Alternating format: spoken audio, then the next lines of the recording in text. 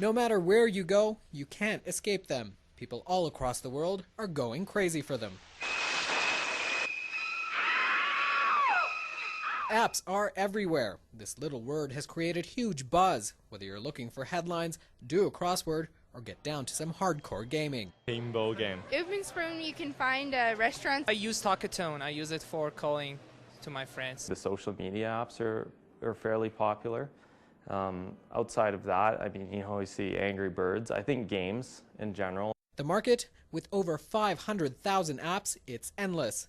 Downloads hit over 300,000 for the iPhone last year, nearly half that for the Android market. Some at a price, others for a mere tap of your finger. A lot of people have the mentality that free is better. It's difficult to price out an app, but then there's also the people that believe like if it costs more, then it's got to be a better product. Big business is also taking the cue, proving this market isn't just for consumers. The most popular would start with something that would appear to be a form, so a paper-based form in the field, and collection of information. So they're out in the field, they've got this stack of papers in their truck. There's issues that they have in terms of lost papers, so it might be a work order that is going to create an invoice. But what does it take to create a great app? I wish there was a secret kind of recipe for that. It is a hit-driven industry. You're not 100% sure what's going to hit and what's not. You can do things that will increase your chances of getting noticed, though. Getting noticed by a network like Apple definitely helps. Companies like Robots and Pencils, Phoenix New Media, and Gravity Cube all have top-selling apps.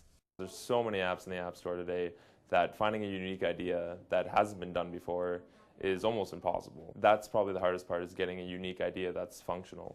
Among the growing number, there are thousands of South Asian-inspired apps. Want to learn yoga or all about Hindu gods?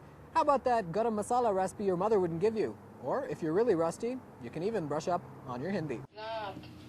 Some of the best-selling apps for South Asians, no surprise there, Bollywood and religion. I have a Quran app. It has all the scripture and translation, and it also has an audio, so that helps me on the go. What if you wanted to see what you, or better yet, world leaders look like with a turban? Well, there's even an app for that.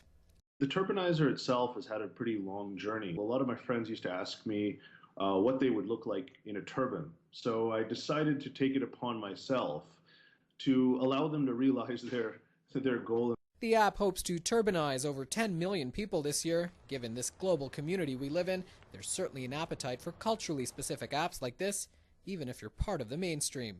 Oh, and if you're wondering what's next for the turbanizer, we're actually introducing facial recognition, so you can actually turn on your camera and the turban automatically fits on your head, but it detects your face. Mood turbans. Sounds like one killer app. Rajiv Dhir, Omni News, Calgary.